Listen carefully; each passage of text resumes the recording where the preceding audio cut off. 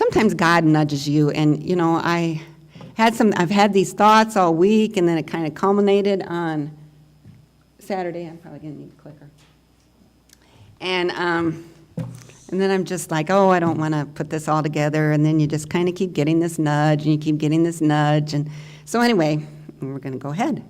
So, with all the sad, stressful, and even horrific things that are going on in our country, let alone the world, and even as a fourth hurricane right now is affecting the U.S., but it sounds like it's going to be pretty mild, hopefully, compared to some of the others, we sometimes forget to open our eyes and see all the good and even miraculous things that are happening and that touch our lives each week if we want to truly see and think about it. This is, went too far. This is one of the things that touched my life this week. That is Don Needham. He is our brother-in-law. He is married to Becky, which is Pastor Viv's sister, and they've visited here. So Sunday after church, we went to Delano to meet with Don and Becky and extended family for lunch, and because Don and Becky were on a 3-week tour with this stork van. It's part of the Save the Storks organization or ministry. And what they do is they partner with pregnancy resource centers and give abortion vulnerable women a choice. And they've funded 54 buses since their start in 2011. Joe and Ann Baker started this ministry, and they're 32 years old, so they started it when they were in their 20s. And when they started, they said the odds were just impossible. Of course, no one got paid. They lived in the back of the van when they were traveling. They slept back there. If they got some money given to them for gas, then that was good. Otherwise, it went on their personal visa.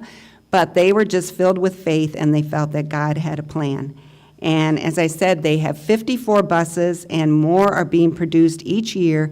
And then once a van is ready, volunteers like Don and Becky, they demo the van at various pregnancy centers and churches around the country for several weeks, and then they deliver the van with a special ceremony to the purchasing pregnancy center.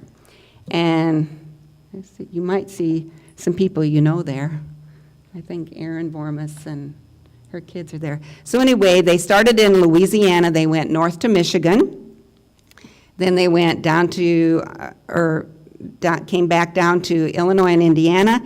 Then last weekend, they were up in Minnesota, all demoing it at various places, various pregnancy centers and churches. And so they demoed it at the North Kent Church in Michigan. And then today they're in Little Rock, and they're going to be delivering the van. So, and then we got a tour, which was cool. And inside is a mobile medical unit. It's equipped with a counseling area, a state-of-the-art ultrasound machine, which allows pregnancy centers to show mothers an image of their baby. And their whole desire is to provide pregnancy resource centers with stork buses as an extension of their ministry, because this enables them to meet with women outside or like on college campuses or even outside abortion clinics. And so they are going to the women instead of waiting for the women to come to the pregnancy centers. And here's a statement off their website. 4 out of 5 women who board a stork bus choose life for their baby. So Don and Becky are very passionate about this. And so I thought, wow, this is a really neat and wonderful thing. But do I really think about it? Do I really absorb it? Then last Sunday evening, of course, the worst and unbelievable massacre of 58 people happened in Las Vegas. And of course, besides the 58 people that were killed, more than 550 were wounded in this horrific mass shooting. Well, one of the ministries that responded right away was a canine ministry team, and this is Kai, and he is a comfort dog, and his handler is my first cousin, Libby Robertson. And she is works through her local church and school in Belvedere and through the Lutheran Church Charities. And so the Lutheran Church Charities canine ministry dogs were immediately invited and deployed to serve the shaken community. So she flew out of Belvedere, Illinois, Monday night, as well as comfort dogs all across the country. And some of the places that they went, this was outside of a hospital room of a police officer, and these police officers were his buddies and co-workers, and they were, staying kind of really, they had a police officer with him at all times outside his room. And so Kai was kind of giving them some comfort. One of the first places that they went to was Sunrise Hospital and Medical Center, which was the closest hospital to the shooting. This is at a school that they were at, and the students were loving on Kai. He loves it. Here's a whole bunch of the comfort dogs on the strip. So they just went out to meet people because, of course, the whole city is, in mourning.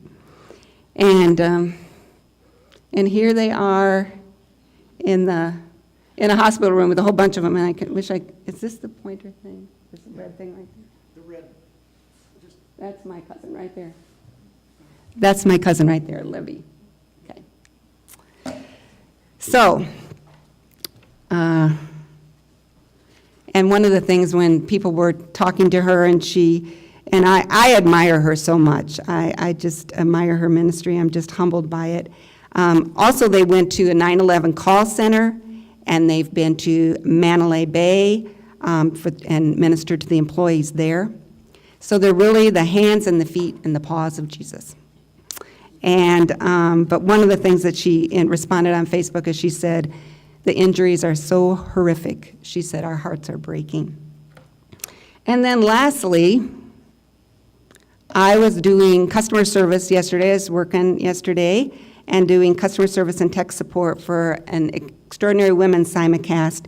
And Shalene Bryan was speaking, and she wrote this book.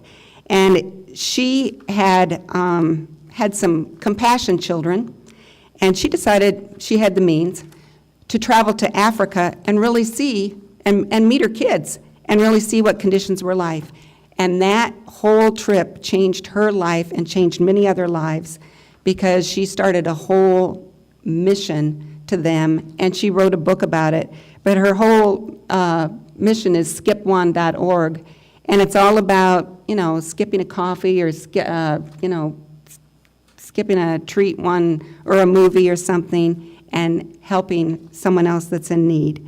And she said, skipping comfort and safety to help those who can never repay us, just like Libby and Don and Becky, taking a risk to jump into the epic journey that God has for our lives. The reality is we are all just one yes away from changing everything. And so to me, it just kind of summed up everything positive that had impacted me this week, even in the face of tragedy. And one statement she made was, every significant event in the Bible happened because someone said yes to God. Think about it. Learn about the apostles, and of course the ultimate yes was when Jesus said yes to God and was crucified on the cross for each one of us. So even though it was a horrific week, looking back and really opening my eyes to the miracles around me, it was an incredible week.